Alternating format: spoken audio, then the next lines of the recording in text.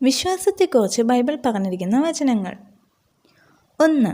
ആകയാൽ വിശ്വാസം കേൾവിയാലും കേൾവി ക്രിസ്തുവിൻ്റെ വചനത്താലും വരുന്നു. റോമർ 10:17. 2. പൂർണ്ണ ഹൃദയത്തോടെ യഹോവയിൽ ആശ്രയിക്കുക, സ്വന്തം വിവേകത്തിൽ ഊന്നരുത്. നിന്റെ എല്ലാ വഴികളിലും അവനെ നനച്ചുകൊള്ളുക, അവൻ നിന്റെ പാതകളെ നേരെയാക്കും. സദൃശവാക്യങ്ങൾ 3:5-6 വചനങ്ങൾ. 3. യേശു അവനോട്, നിന്നാൽ കഴിയുമെങ്കിൽ എന്നെ വിശ്വസിക്കുന്നവന് സകലവും കഴിയും എന്ന് പറഞ്ഞു. മാർക്കോസ് 9:23 വചനം. 4. ഒരുത്തൻ ക്രിസ്തുവിലായാൽ അവൻ പുതിയ സൃഷ്ടിയാകുന്നു, പഴയത് കഴിഞ്ഞുപോയി, ഇതാ അത് പുതുതായി തീർന്നിരിക്കുന്നു. 2 കൊരിന്ത്യർ 5:17 വചനം.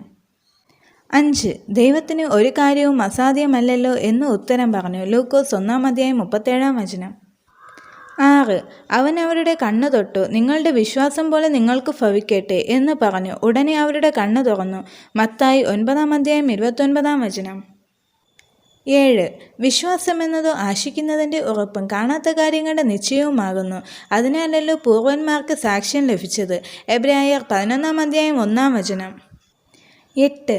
നിങ്ങളിൽ ഒരുത്തന് ജ്ഞാനം കുറവാകുന്നുവെങ്കിൽ ഭർഷിക്കാതെ എല്ലാവർക്കും ഔദാര്യമായി കൊടുക്കുന്നവനായ ദൈവത്തോട് യാചിക്കട്ടെ, അപ്പോൾ അവന് ലഭിക്കും. എന്നാൽ അവൻ ഒന്നും സംശയിക്കാതെ വിശ്വാസത്തോടെ യാചിക്കണം. സംശയിക്കുന്നവൻ കാറ്റടിച്ച് അലയുന്ന കടൽത്തിരയ്ക്ക് സമൻ. ഇങ്ങനെയുള്ള മനുഷ്യൻ കർത്താവിൽ നിന്ന് വല്ലത് ലഭിക്കുമെന്ന് നിരൂപിക്കരുത്. ഇരുമനസ്സുള്ള മനുഷ്യൻ തൻ്റെ വഴികളിലൊക്കെയും അസ്ഥിരനാകുന്നു. 9. എന്നാൽ വിശ്വാസം കൂടാതെ ദൈവത്തെ പ്രസാദിപ്പിക്കാൻ കഴിയുന്നതല്ല. ദൈവത്തിൻ്റെ അടുക്കൽ വരുന്നവൻ ദൈവമുണ്ട് എന്നും തന്നെ അന്വേഷിക്കുന്നവർക്ക് പ്രതിഫലം കൊടുക്കുന്നു എന്നും വിശ്വസിക്കേണ്ടതല്ലോ. എബ്രായർ 11:6 വചനം. 10. ഇങ്ങനെ ആത്മാവില്ലാത്ത ശരീരം നിർജീവമായിരിക്കുന്നത് പോലെ പ്രവൃത്തിയില്ലാത്ത വിശ്വാസവും നിർജീവമാകുന്നു. യാക്കോബ് 2:26 വചനം. 11. എന്നാൽ സംശയിക്കുന്നവൻ തിന്നുന്നുവെങ്കിൽ അത് വിശ്വാസത്തിൽ നിന്ന് ഉത്ഭവിക്കായക കൊണ്ട് അവൻ കുറ്റക്കാരനായിരിക്കുന്നു. വിശ്വാസത്തിൽ നിന്ന് ഉത്ഭവിക്കാത്തതൊക്കെയും പാപമത്രേ. റോമർ 14:23 വചനം. 12. എന്നാൽ എൻ്റെ നീതിമാൻ വിശ്വാസത്താൽ ജീവിക്കും. പിന്മാറുന്നുവെങ്കിൽ എൻ്റെ ഉള്ളത്തിന് അവനിൽ പ്രസാദമില്ല. എബ്രായർ 10:38 വചനം. 13. അവൻ എന്നെ കൊന്നാലും ഞാൻ അവനെ തന്നെ കാത്തിരിക്കും. ഞാൻ എൻ്റെ നടപ്പ് അവൻ്റെ മുമ്പാകെ തെളിയിക്കും. ഇയ്യോബ് 13:15 വചനം. 14.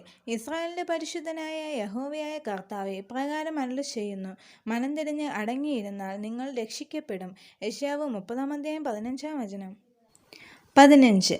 നാം അവിശ്വസ്തരായി തീർന്നാലും അവൻ വിശ്വസ്തനായി പാർക്കുന്നു. തൻ്റെ സ്വഭാവം ത്യജിപ്പാൻ അവന് കഴിയുകയില്ലല്ലോ.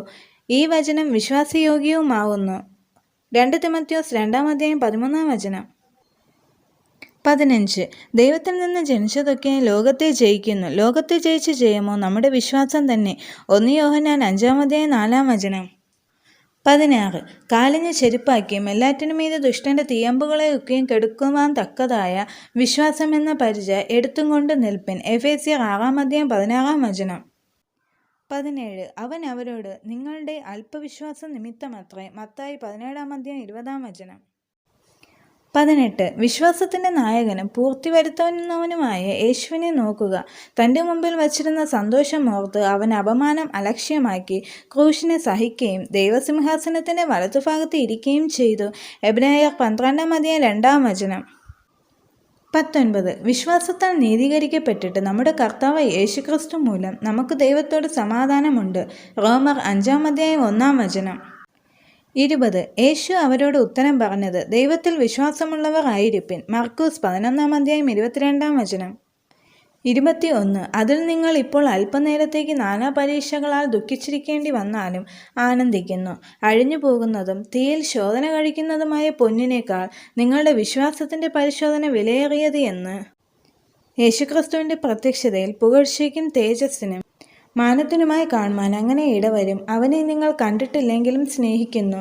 ഇപ്പോൾ കാണാതെ വിശ്വസിച്ചുകൊണ്ട് നിങ്ങളുടെ വിശ്വാസത്തിൻ്റെ അന്തമായ ആത്മരക്ഷ പ്രാപിക്കുകയും പറഞ്ഞു തീരാത്തതും മഹിമയുള്ളതുമായ സന്തോഷത്തോടെ ആനന്ദിക്കുകയും ചെയ്യുന്നു.